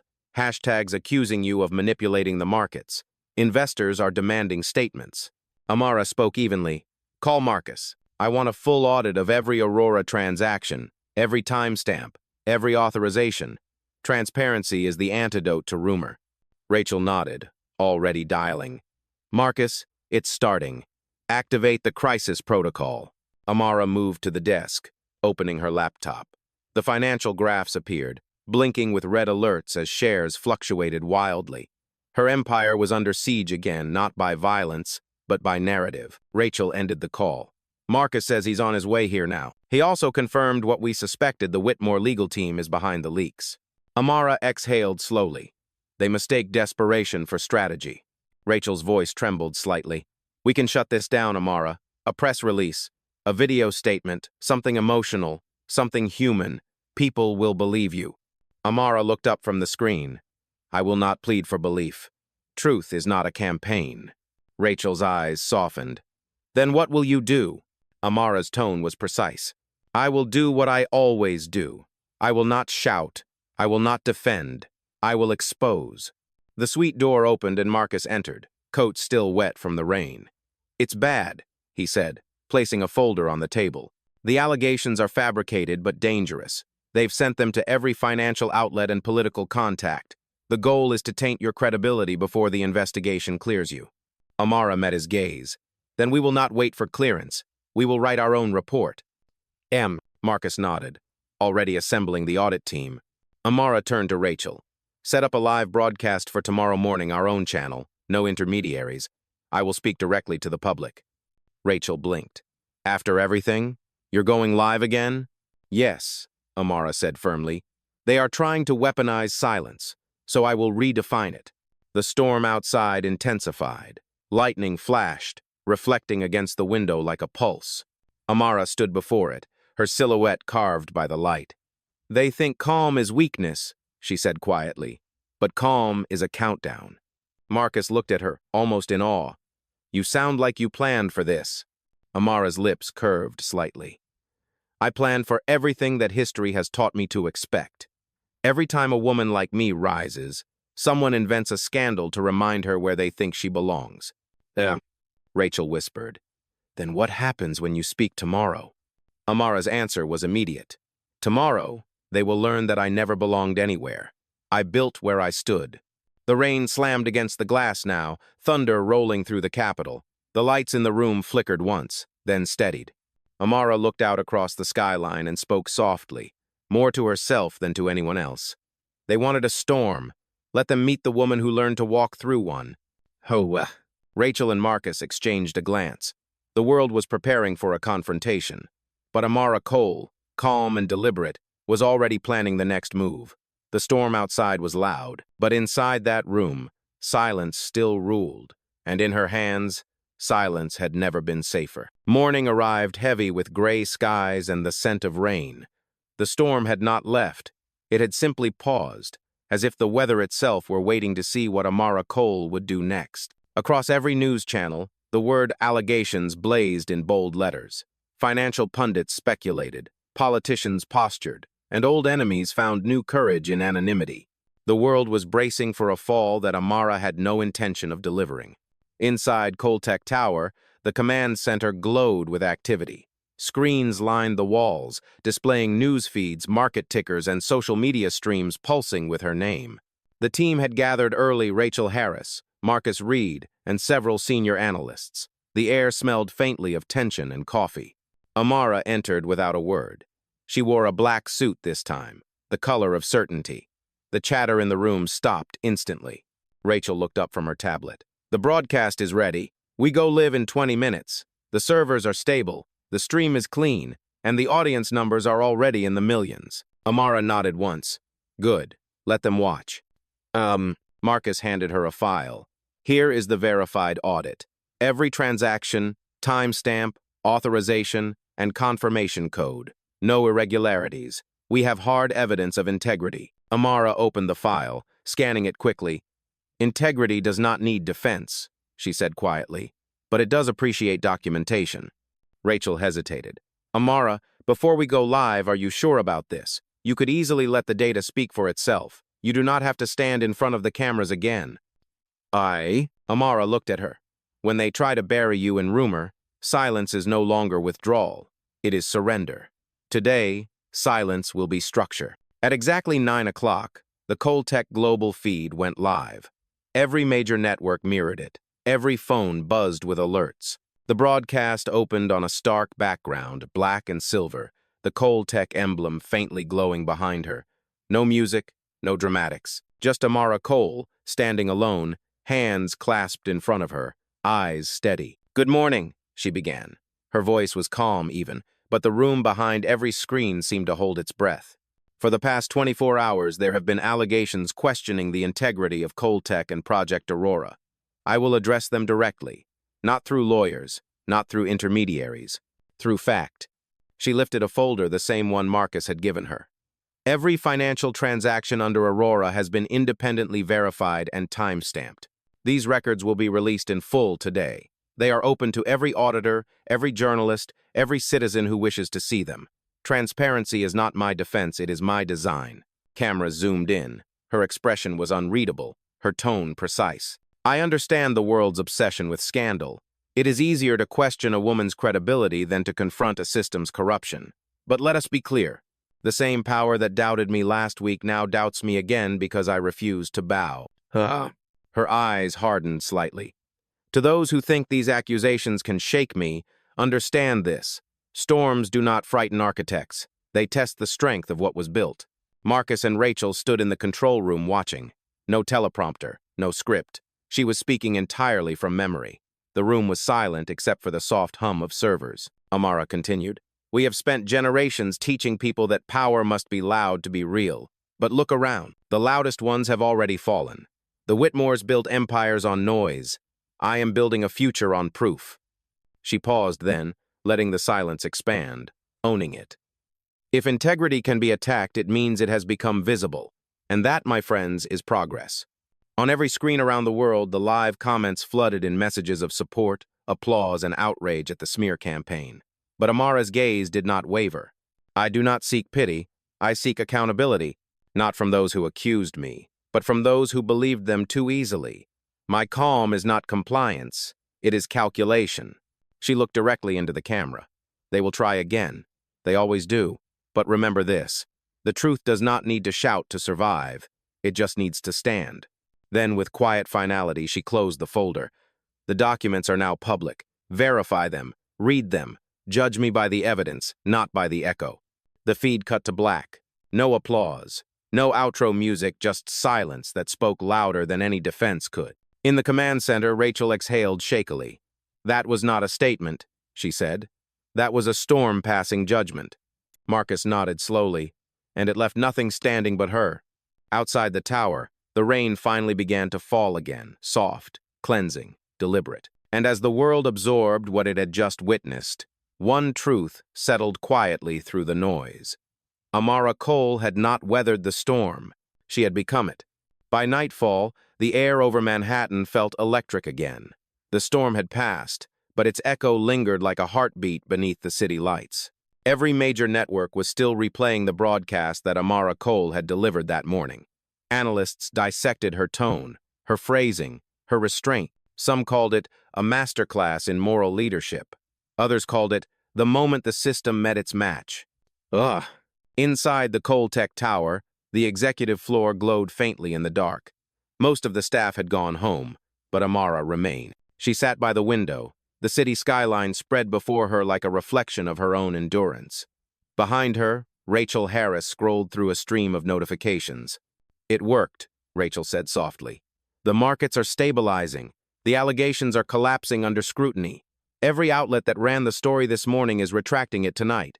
The data you released was bulletproof. Amara did not look away from the window. Truth always wins, Rachel, but it never wins fast. It wins when the noise grows tired. Rachel smiled faintly. You just turned transparency into theater. The way you delivered that broadcast, cold, controlled, unstoppable. It was not a press statement. It was a verdict. Amara finally turned. It was a mirror. They looked into it and saw what they created. Rachel hesitated. You know what comes next, right? The same people who tried to destroy you will now try to praise you. They will want to align themselves with you. Politicians, companies, donors, everyone will pretend they always supported you. Amara nodded slowly. And I will let them. Support born from fear still stabilizes change. Rachel walked closer, lowering her voice. You never let yourself celebrate. Not even once. Not when you won, not when they fell, not even when Project Aurora crossed $1 billion. Why? Amara's expression softened, but only slightly. Because victory that depends on their failure is still dependent. I am not here to celebrate. I am here to sustain. A moment of silence passed between them. The hum of the city below filled the room. Marcus Reed entered then, his tie loosened, fatigue lining his face. Amara, I thought you should see this. He handed her a printed report. The Whitmore Foundation's assets have been frozen. Eleanor Whitmore herself has agreed to a full plea bargain. She will cooperate with investigators to avoid prison. Rachel blinked. She is confessing? Marcus nodded. Everything. Fraud, money laundering, false charity fronts. Her legal team released a statement calling it an act of moral clarity. Amara's gaze remained unreadable. Clarity is a luxury people discover only after consequence. Marcus continued. There is more. She named names. Executives, bankers, politicians. This could trigger a national investigation into philanthropic corruption. Rachel exhaled. You realize what that means, don't you? She is dismantling the very structure she once ruled. Amara set the report on the desk. She is not dismantling it. She is finally telling the truth because it no longer serves her to lie. Marcus studied her for a moment. And what about you? The press is asking whether you will meet with her before sentencing. It would be the perfect image of reconciliation. Amara's voice was calm. Reconciliation is not performance, it is evolution. I do not need to meet her to know she understands. Regret is a teacher that never forgets its students. Rachel looked at her. If not reconciliation, then what? What comes next? Amara turned to the large digital map of Project Aurora displayed on the wall, 10 glowing dots across continents, representing the initiative's expansion. This, she said softly, this is next. When a structure falls, the question is not who stood tallest, it is who builds first. Aurora will build faster than they can rebuild their excuses. Marcus folded his arms. You make it sound like you expected all of this. I did, Amara replied. Because power does not collapse from surprise. It collapses from repetition. The same arrogance that struck me at that gala is the same arrogance that built their empire. They taught me their language, and I learned to rewrite it. Rachel smiled faintly. You always said silence was strategy. I am starting to believe it is also prophecy. Amara turned back toward the window. The city reflected in her eyes, bright, restless, defiant. Prophecy implies I knew the ending. I did not. I only knew that I would not end the way they began. Outside, lightning flashed in the distance, faint but insistent. The rain had not yet returned, but the air carried its promise. Marcus gathered his papers. You should rest, Amara. The next few weeks will be a flood of attention. You have already won the public narrative. Amara's reply was soft, almost to herself. Narratives shift. Legacies endure. When Marcus left, Rachel lingered for a moment longer. You know, she said quietly, some people think you are superhuman, that you do not feel anger, or fear, or exhaustion. Amara's gaze drifted to the skyline again. They mistake mastery for immunity. I feel everything. I just choose what deserves reaction. Rachel smiled. That sounds impossible. It is discipline, Amara said. And discipline is how I breathe. As Rachel left, Amara remained at the window. The city glowed beneath her, its noise, its chaos, its beauty. The same city that once doubted her now stood built on her silence. She whispered to herself, barely audible over the hum of the lights. They built towers from pride. I built one from patience. And as the night deepened, one truth became undeniable. Amara Cole had not just survived the storm. She had learned to make lightning obey. The following morning arrived, painted in silver light. Clouds drifted low over Manhattan, and the city moved slower than usual, as if pausing to exhale. Inside the Coltech Tower, the energy was hushed but alive, the calm after impact. News anchors no longer debated Amara Cole's integrity, they quoted her words as principles. Her broadcast had ended the conversation. The truth, now public and undeniable, had turned from defense into doctrine. Amara entered her office early. The space was immaculate, the skyline blazing behind the glass. On her desk lay a single envelope, hand-delivered before dawn. The handwriting was sharp, deliberate. She recognized it instantly. Eleanor Whitmore. Rachel Harris stood near the door. It came from her attorney, she said softly. She asked that you read it privately. Amara nodded and dismissed her with a small gesture. The door closed, leaving her alone in the quiet. She opened the envelope carefully. The letter inside was written in black ink on cream stationery, old money, even an apology. Miss Cole, you do not owe me forgiveness. You owe me nothing at all, but I owe you acknowledgement. You were right. My family's power was not heritage. It was habit. I mistook lineage for leadership and arrogance for legacy. The night I struck you, I did not hit a woman. I hit a mirror, and I have been living with the reflection ever since. History will not remember me kindly, but perhaps it will remember that I finally stopped pretending. If redemption exists, it begins with silence. You taught me that. Eleanor Whitmore. Amara read it twice, each word heavier the second time. There was no self-pity in it, only surrender. She folded the letter and placed it gently into her drawer, not as a trophy, but as evidence that even the unteachable could eventually learn. A soft knock sounded. Rachel stepped back in. Marcus is here. He says it is important. Marcus entered, carrying a small binder. It is official, he said. The federal audit is complete.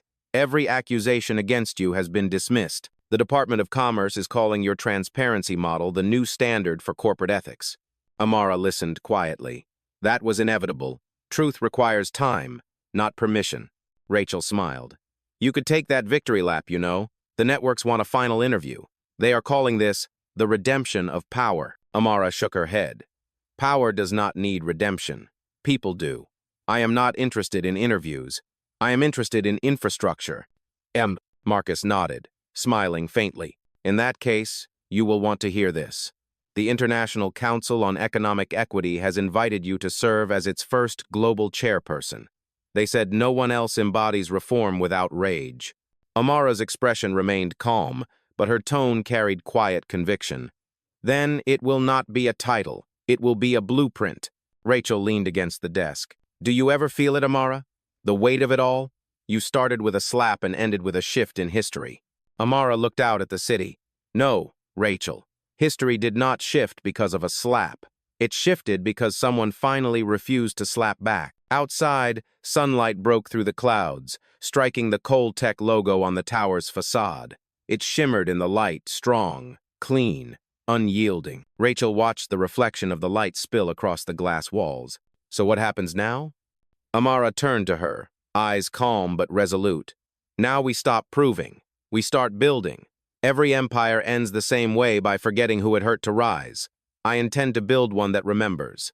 Marcus closed the binder and said quietly, Then maybe this is not the end of a story. Maybe it is the start of a standard. Amara nodded once. Exactly. The room fell into a deep, comfortable silence. Outside, the world was still talking, still spinning, but inside that office, peace felt deliberate, earned, complete. And as Amara Cole stood beneath the morning light, the woman who had been doubted, struck, accused, and tested had become something more than powerful. She had become proof that dignity, when held long enough, becomes destiny. A week later, Manhattan gleamed like a city reborn. The storms had passed for good this time, leaving the sky a clear and merciless blue. Every newspaper headline, every digital column, every academic journal still echoed with one name, Amara Cole. Universities were dissecting her congressional testimony. Business schools were rewriting ethics courses in her image, and political analysts were calling her the future language of leadership. Yet inside Cole Tech Tower, Amara moved through the day as if none of it existed. Fame was noise. Progress was motion. Rachel Harris followed her down the corridor toward the new division of Project Aurora. Engineers and young scholars filled the open workspace. Women, men, voices from across the globe. The air buzzed with ideas, not fear. They are calling this place the Lighthouse, Rachel said, smiling. The interns came up with it. They said it's where truth doesn't hide. Amara's eyes softened. That is a name worth keeping. Huh. They stopped by a transparent wall where a large digital map displayed Aurora's expansion new pins blinking across Africa, South America, Southeast Asia, and the American Midwest. Each light represented a future being built. Rachel turned to her. It is happening faster than we projected. 2 new campuses just broke ground, and an independent survey ranked Aurora as the most trusted global initiative of the decade. Amara studied the map quietly. Trust is a form of currency rarer than gold. Let us spend it wisely. Rachel tilted her head. You sound like you are already thinking beyond this. I always am, Amara replied. Movements lose strength when their leaders become monuments. As they walked toward the central atrium, applause erupted from the upper floors. A group of new Aurora Fellows had just arrived, young innovators, mostly first-generation scholars, standing in awe beneath the high glass ceiling. A reporter approached timidly with a camera crew. Miss Cole, the reporter said, almost whispering, could we ask just one question? What is the single most important lesson you have learned through all of this? Amara paused, meeting the reporter's eyes. That silence is not weakness, she said simply. It is precision. Speak only when your words can build what silence cannot. The crowd fell quiet, the cameras clicked, and the answer traveled faster than any headline ever could. Later, in her private office, Marcus Reed arrived with new updates. The Whitmore hearings are over, he said. Eleanor Whitmore pled guilty to all charges. The judge cited her letter to you as evidence of remorse. Her sentence includes community rebuilding programs under Aurora's supervision. Rachel's eyes widened. You mean? Marcus nodded. Yes, she requested that her family's remaining trust fund be transferred to the initiative. For a moment, the room held its breath. Amara closed the folder in front of her and said quietly, Then she finally understood. Power that hoards dies. Power that contributes lives. Rachel leaned forward. Do you believe she deserves redemption? Amara looked toward the skyline, her reflection merging with the light. Redemption is not mine to give, but I will give her the work. Let her build what she once broke. The sun had begun to set, painting the windows in amber and gold. Down below, the streets shimmered with movement, the city humming like a machine of possibility. Marcus smiled faintly. You realize, Amara, you are no longer just leading a company. You are leading a correction. Amara turned to him. Then let the correction continue until equality is not an aspiration, but an assumption. Rachel's voice softened. You make it sound inevitable. Amara's reply was steady. It is inevitable, because the moment people saw me stand and not shout, they remembered what power could look like when it was earned instead of inherited. The room fell quiet again. Outside, the lights of New York flickered to life, each one a story, each one a witness. And for the first time, the city that had once doubted her now seemed to whisper her own lesson back to her. Power is not proven through volume, it is proven through vision. And Amara Cole, calm and unbroken, had become the vision itself. It was late evening when the lights of New York stretched endlessly beneath the Coltech Tower, flickering like a living constellation. From the top floor, Amara Cole stood alone, looking out over the city that had once doubted her, judged her, and then crowned her. The night was silent except for the hum of distant traffic, steady, constant, faithful. The office behind her was empty. The day had been long meetings with the Aurora team, briefings with international partners, and final reports confirming that the initiative had reached all 10 of its global regions. What began as a single act of humiliation had become a structural revolution. But Amara did not think about headlines, or justice, or even legacy. She thought about her mother. On her desk sat a framed photograph, the same one she had kept since she was a girl. Her mother, standing tall in a faded dress, smiling at the camera as if she had already known this day would come. Beneath the frame, Amara kept a note written in her mother's hand. You belong everywhere you build. Rachel Harris entered quietly, holding 2 glasses of water. The team just left, she said softly. They are still talking about the day the last Aurora campus opened.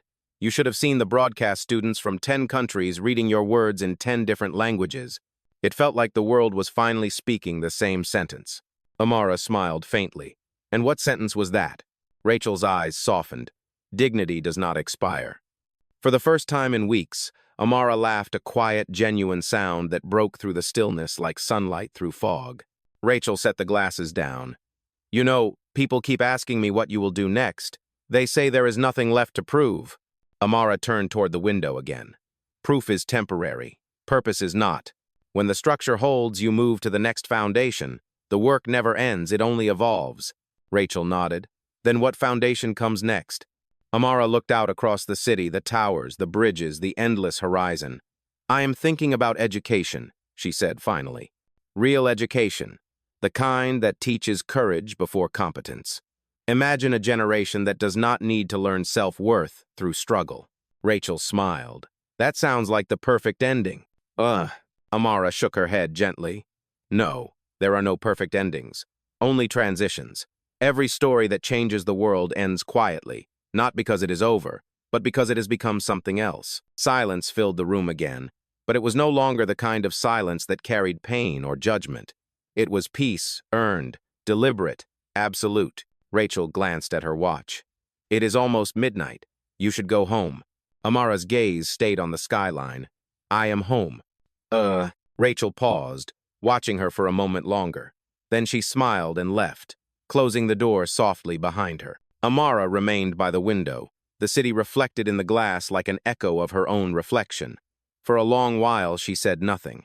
She simply breathed, letting the rhythm of the city match the rhythm of her pulse. Finally, she whispered to the night.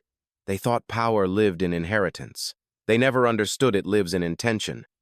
Below, the city continued to move cars, lights, lives, all unaware that somewhere above them, the blueprint for a better world was already being written in silence. The camera of time would one day zoom out past the skyline, past the tower, past the woman who changed the vocabulary of strength, and all that would remain would be her principle. That true power does not need permission to exist. It simply stands. And as the lights of Manhattan glimmered like the memory of every struggle she had overcome, Amara Cole finally closed her eyes, not in exhaustion, but in completion. The storm had long ended. Now only the calm remained, and the calm was hers.